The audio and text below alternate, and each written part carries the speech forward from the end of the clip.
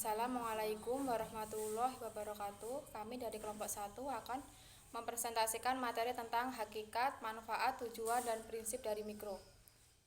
Saya sendiri Iis Handayani, NPM 18060031. Saya Nurmal Lasari, NPM 18060012. Saya Elinda Istiqomah, NPM 18060024. Saya Sriwahyuni, NPM 18060039. Saya Nadia Agustina, NPM 18060007.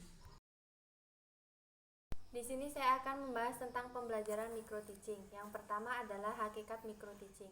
Micro teaching berasal dari dua kata, mikro dan teaching. Mikro berarti kecil, terbatas, sempit, dan sedikit. Teaching berarti mengajar. Dengan demikian, micro teaching adalah kegiatan mengajar yang segala aspek pengajarannya diperkecil atau disederhanakan. Pengecilan atau penyederhanaan. Penyederhanaan sejumlah aspek dalam penyederhanaan menjadikan micro teaching tidak serumit kegiatan mengajar biasa. Menurut Kaulagin dan Moulton atau Kurniawan dan Masjudin 2017 mendefinisikan bahwa micro teaching merupakan sebuah metode latihan penampilan yang dirancang secara jelas dengan jalan mengisolasi bagian-bagian komponen dari proses mengajar, sehingga guru dapat menguasai setiap komponen satu persatu dalam situasi mengajar yang disederhanakan. Yang kedua adalah tujuan micro teaching. Tujuan utama micro teaching ialah untuk membekali atau meningkatkan performanse guru-guru dalam mengadakan kegiatan belajar mengajar melalui pelatihan keterampilan mengajar. Micro teaching dimaksudkan untuk meningkatkan performan guru atau calon guru yang menyangkut keterampilan mengajar. 1. Meningkatkan keterampilan guru atau calon guru mengenai cara menyusun persiapan mengajar berupa perangkat pembelajaran.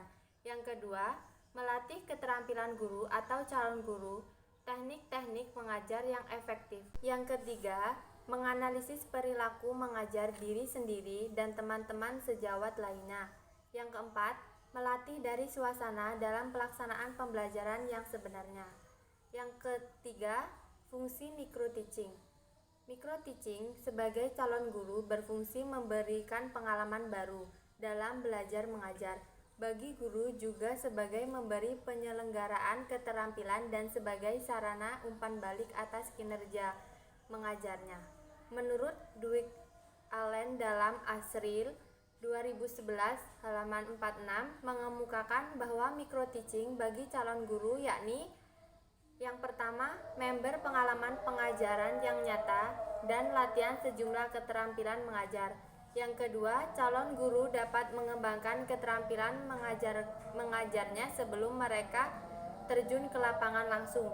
Yang ketiga, memberikan kemungkinan bagi calon guru untuk mendapatkan bermacam-macam keterampilan dasar mengajar. Prinsip pembelajaran mikro. Prinsip pembelajaran mikro adalah suatu ketentuan yang dijadikan suatu patokan atau kaidah yang harus dilaksanakan atau sebagai suatu pedoman dalam proses pembelajaran mikro. Jadi, dalam hal ini, prinsip harus disepakati dalam ketentuannya. Prinsip pembelajaran mikro yang terdiri dari 1. Fokus pada penampilan. Yang menjadi sasaran utama pembelajaran mikro adalah penampilan peserta yang berlatih. Jadi, dalam hal ini sebagai calon guru harus dapat berlatih semaksimal mungkin. Kemudian yang kedua, spesifik dan konkret. Jadi, jenis keterampilan yang dilatih itu harus terpusat pada setiap jenis keterampilan. Jadi, dalam hal ini, keterampilan yang mengajar dijadikan sebagai suatu bagian dalam mengajar. Kemudian umpan balik.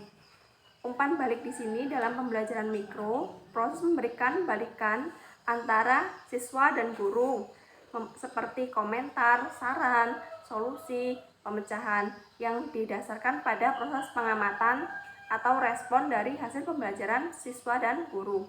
Kemudian prinsip tantangan, yaitu sebagai pemberian stimulus.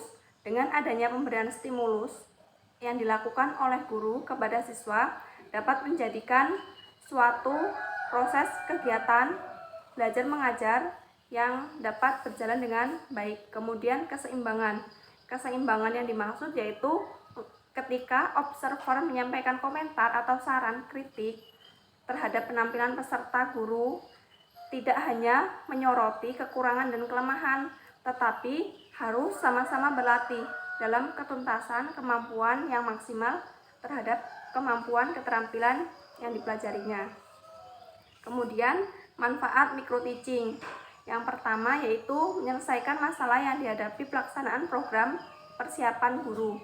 Jadi dalam hal ini seperti banyaknya guru berlatih kekurangan, kemudian berlatih dalam membimbing siswa.